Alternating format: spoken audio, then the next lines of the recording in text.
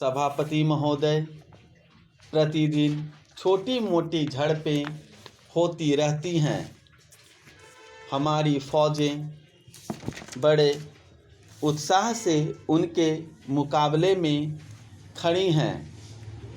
उनके हौसले बहुत ऊंचे हैं, लेकिन हमारी सरकार का भी यह कर्तव्य है कि उनके हौसले को कभी गिरने ना दें। उन्हें हर तरह की सुविधा प्रदान की जाए, जिससे उनका आत्मविश्वास बढ़े। मैं मंत्री महोदय से अनुरोध करूंगा कि सरकार अपनी नीतियों के प्रचार का काम ठीक प्रकार से अपनी फौजों से करें।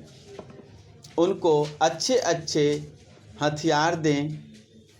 अनुसूचित जातियों और आदिवासी जातियों के आयुक्त ने जो अपना प्रतिवेदन प्रस्तुत किया है, उस प्रतिवेदन को देखने से यह प्रतीत होता है कि इसको तैयार करने में उन्होंने बहुत परिश्रम से कार्य किया है। इसके लिए मैं उनको और उनके सहयोगियों को धन्यवाद देता हूँ। परंतु साथ ही साथ इस प्रतिवेदन के संबंध में कुछ आवश्यक निवेदन भी करना चाहता हूँ।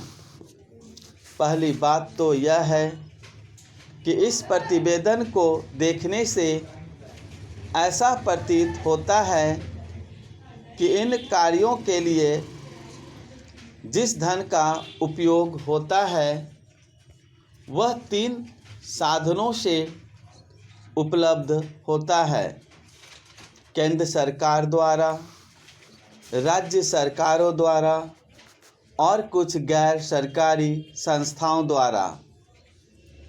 प्रतिवेदन के अनुसार जितना धन इन कार्यों पर व्यय करने के लिए दिया जाता है, उतना धन पूरी तरह से व्यय नहीं हो पाता।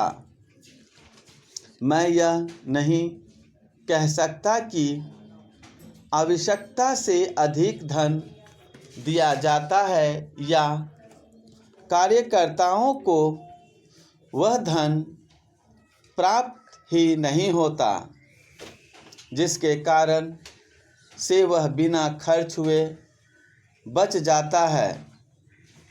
मैं तो यह चाहता हूँ कि जितना धन दिया जाता है उसका पूरा उपयोग हो और आयुक्त को यह न कहना पड़े कि इस कार्य के लिए जितने धन की आवश्यकता थी उतना धन नहीं मिल पाया और विवश होकर हमको उस कार्य को बीच में ही रोकना पड़ा।